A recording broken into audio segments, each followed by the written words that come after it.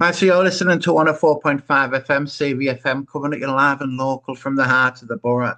If you don't know where that is, you're probably not there. But I'm really pleased to say I've got Heidi and Jasper on the show today, and we're talking about something outside, well outside of the borough. It's up the A19 from Sunderland. So, hiya, Jasper, and hiya, Heidi. How are you doing? Hi, Ellie. Yeah, we're good, thank you. Yeah, good. Awesome. So I came across, I'm in one of these people where I'm in two minds whether to even come off social media because it's become really toxic. But one thing I seen, which I thought, oh, that looks interesting, was a trans rights event, shall we say, in Sunderland in June. And often I see some of these posted up. And I feel that with the best intent in the world, people want to act and they'll do something and they'll do it. Right, we're doing it next week or we're doing it the week after. But this seems to be something with a little bit more planning because it's in June, which gives people time to put something in the diary. And I find that really useful personally. So we reached out and like, I'm definitely going to be there. That's for certain. Would you like to tell our listeners what it is we're talking about?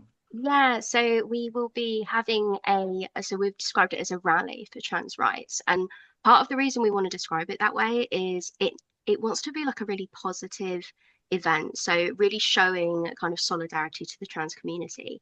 It's happening on the 14th of June at 1 p.m. in Keel Square in Sunderland. So that's it's a really nice kind of open courtyard area, and it's also outside City Hall. So we're going to hopefully have some good kind of impact in terms of visibility from the local council. We're going to have a number of speakers as well, and we've got local councillors attending. We've got a member of the Green Party who's going to come and speak about kind of their experience and also what they do. It's not a kind of politically associated event at all. So we're not aligned to a political party. We just want to encourage anyone who's out there who is in support of trans rights and wants to show to support to the community to come and say what they have to say and, and big people up in a time that, to be honest, is really quite scary. It truly is scary. I've got to say, as a trans person, if I was looking at coming out today in today's climate, I'm not sure I'd feel brave enough to. And that hurts me on a really deep level because I understand, like, I was brought up in the time before Section 28, and people talk about Section 28 being a terrible time. But I can promise you the time before Section 28 was much worse. And I think sometimes we feels like we're going a bit backwards. I feel, I know it's not coming from a political angle, but I feel politically homeless as do many of our community. But I can say, as an out and proud trans person, I am absolutely overjoyed and humbled and feel blessed that we see allies doing this. And I've seen it in Middlesbrough, the Women's March, and different organisations who don't really need to stand up for us, but they're standing up for us because it's the right thing to do. Yeah, I think it's really important. And I think, like, certainly from my perspective, as an ally, I want this to be as trans led as possible. So I'd love to help get involved in the organization and put it together. But this is not about me. This is not about my story. Um, and the, I guess the benefit of allies getting involved is we're not dealing with daily persecution. So funnily enough, it's a lot easier for me to step in and try and help organize something than it is for people who are just struggling that much to live their lives right now.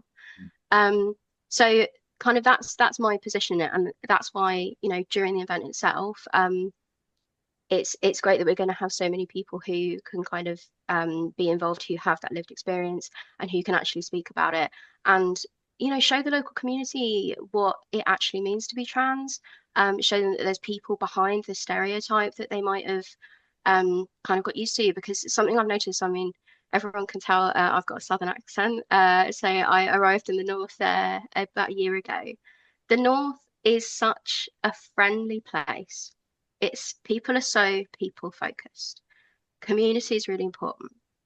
And as soon as you can meet someone and develop a genuine connection with them and see that they are a person like any other person that needs the same love and respect as any other person, that should have the same rights as any other person, that they don't have some negative motivation behind what they're doing, that is when we start to pull together and to actually kind of affect the political change that needs to happen. So the more we can do that, the more we can bring this forward as a positive thing. As scary as everything is, as legitimate as being angry is, I I really want it to also be uplifting and make a positive difference. I think having that space where people can come together in a true sense of community, because I know many of my friends feel isolated right now, Yes. and it's really difficult. I mean, I have a radar key on my keyring, so I can use disabled toilets, and I do still use the ladies' loos. I'm not going to be going in the gents. But I mean, if I was to use a urinal, how do I use it and where does the toilet paper go? It's ridiculous. It really is, I swear. But Exactly. but it's one of those where it's like I still feel the anxiety. I feel the anxiety, and I'm known as being a bit out there, and all of this type of stuff, like very indomitable, shall we say. But if I feel that anxiety, I can't even imagine what people who are a little bit more understated are feeling at this time. Can I bring Jasper into the chat? Is that okay? Yeah. Hi, Jasper. I This is all. I'm guessing that this event is almost in response to the Supreme Court ruling. Would I be right in thinking that?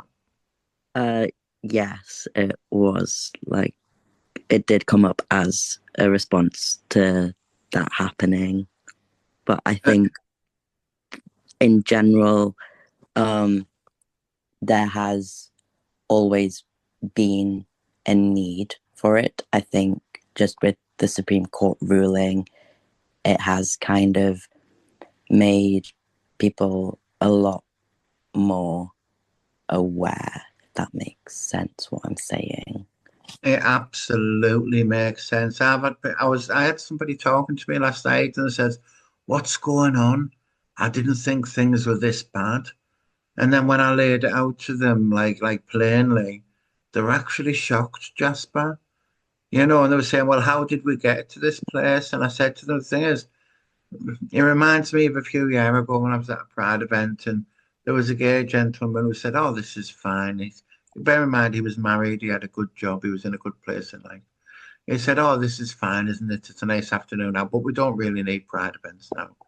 I said, it hurts my heart when I hear you say that because like the rights act of being like hard fought for and often paid for with bruises and tears and blood and losses, and like to think that them rights can't be taken away because it's 15 years since the Equality Act came in. You go back in time and it's still in the living memory of some people on this planet when it was illegal to be gay. We've made massive strides as a people, but I feel that humans, it's almost the patriarchy shows how people know how to discriminate because, go back to the 70s, domestic violence wasn't recognized. Woman can have her own bank credit card without a man's signature on it or own house. It's like so like we have come a long way, but I feel almost that trans people and by association non-binary, it's almost a case of if our rights can be taken away so easily, then who's next? I already see on social media, like there's so many more racist posts, ableist posts, and it feels as if the whole world's gonna down took a really, really bad turn. I don't know if you'd agree with that. Yeah, it does feel as well. I'm sorry, Jasper, with the Supreme Court ruling, people have almost seen that as like a go ahead to kind of be as hateful as they want. It's like that's given them permission to, I mean, and the hate speech is breaking the law. It's not acceptable. It's not acceptable within even with what they've said about the Equality Act, it doesn't stop it being a protected characteristic. And it's like that's been completely ignored. And I must admit, like a few years ago, if you told me this is how the country was going to look right now with people's attitudes to equality, I would have said there's no way, not in the UK. So it's really shocking. I think, and I know what you're saying about kind of ableism as well, because I'm disabled, and it's I became kind of more severely disabled fairly recently, and I think it's disability is one of the kind of rare kind of areas of privilege where you don't you can kind of become in the lower category suddenly at some point in your life without any ability to choose whether that's going to happen or like have a certain time scale or anything. So, you know, you don't just miraculously change race or anything like that, change, you know, a gender transition. There's input you have into that. It's not a choice to be trans, but you have some ability to kind of anticipate the pace you're going to go at and things like that. With disability, it's like snap, suddenly you're on the other side. And my opinion on how well people were catered for, people were looked after in the UK was not accurate at all. Like we get the impression that it's really easy to get access to stuff, and it's just not. And I think we all need to recognize that equality is massive. Everyone has human rights. Everyone needs to be brought together on the same level and cared about. And it's not about people's like work output or whether they look the same as everyone else or you know all being the same. We are amazing because we are all diverse and we're all different and we all have stuff to bring. And failing to recognize that trans people need rights is just a failure to recognise some of the brilliant people in the country who are bringing us so much value. The whole thing about the Free to Be Me project is champion intersectional inclusion. So I know people will see me, they'll see a trans woman, they don't see somebody who's Anglo-Indian, they don't see somebody who's high masculine autistic, they don't see somebody with disabilities, a survivor. You get branded as the one thing that we're saying. And like the depth of a person is so much more. And it's not just that's not just me. That's everyone who's listening to us right now has all of these depths. And I think one of the solutions to all this, you know, is because I'm at the end of my first year of a social work degree. And, you know, as if I haven't got enough to do. but it's crazy. But I think to myself, this last year, I've spent a lot of time learning about self-reflective theories and practices to the point where I'm now writing Lunch and Learns on guided self-reflection because I think we spend our life objectifying the world around us and, you know, and judging its validity and not spending any time on reflecting on ourselves. And I think if we spent more time looking inwards, then we would spend less time looking outwards and seeing everything as a threat.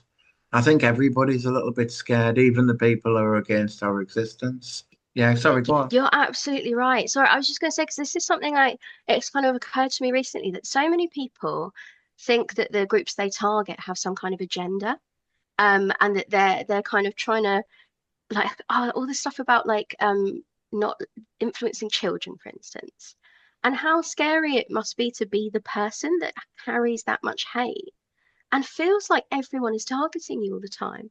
Who would want to live like that and think that the world is out to get you? And if people could just kind of think about why they feel that strongly about things and maybe what is going on internally that is causing that, like the world would be so much better place. Well, I'm going to aim to bring a car full of people up who are from systemic. So hopefully we'll get a bit of a sing-song going. If we can get somebody else with a car to bring some more people up, we will. And I'm absolutely looking forward to coming along and meeting you both. And because I know a few people in the Sunderland area as well.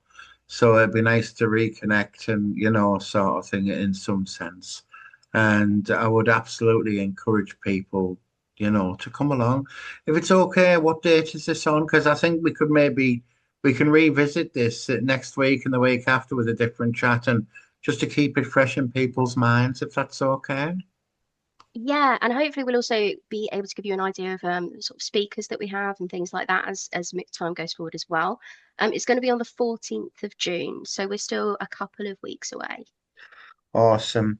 Well, I'm going to be helping with some of the emceeing, as far as I'm aware, which all that means Happy to have you. Oh, I swear, I'm absolutely looking forward to it. But all that means is I keep people in line a little bit, you know, with the No, we'll be in a nice trusting way, you. not in a nasty way, in a really nice way, you know. So I'm really looking forward to coming and bringing some of my choir as well, because I'm thinking if we can get a bit of a sing along going, we can actually raise the streets of Sunderland, you know, with a sound of a community, and Yeah, I think it'll be amazing. So it really will. I need to add, and talking about singing, our choir is systemic. Sing your song true, equality matters, inclusive choir, changing the world one song at a time. But the first three letters are sing your song. I would love to ask yourselves, Jasper and Heidi, for a song that I can play on the show this morning. And it's not a song that you like or anything like that. It's a song that you would regard as one of the pantheon of your songs, almost like a theme tune. So I don't know if you've got a song to mind. My only requirement is it can't have any swear words in it. Oh, I don't know if mine has. Um, No uh, Bridge City Sinners on my show. I'm sorry. I'm a big Elliott Smith fan. I can't play half of his songs. It really hurts. I don't think it does. So have you heard the song Labour by Paris Paloma? Da, da, da, da, da, da. Yeah, wait. No, You yeah, make me I'm do sure too much that labor. that was Hillary. used for the Women's March, wasn't it? Oh, was it? I wasn't at that march. I couldn't go. Around the I can believe country. it. Yeah, it was a bit of a theme tune It's for the Women's March. Yeah, and like to me, it really resonates because I've been in a relationship that was quite controlling and really getting to the point where you come out of that and you realize, we should all be valued. Like being a woman doesn't mean you have to be subservient. Absolutely. It's like to me, like that's a real anthem to, kind of live life by. So Absolutely. Is yeah, that the one? Just so we're on the same page. So all day, every day. Da, da. Is that the one? yeah, that's I'm the on the one. That's right the path, one. Anna. I will, and if there is any swear words, I'll find it. I'll find a radio-friendly version because I've heard that on the radio. I know I have. Fantastic. And how about Thank you. yourself, Jasper? What type of music does Jasper like? I would say like the one that I kind of the song that I'm listening to the most right now is probably Silver Spoon by Erin LeCount. She's not very well known. She's an underground artist. Um, and I guess I kind of relate to this song and mostly from a transgender perspective. I think if any trans people listened to the song, I think they would get what I mean,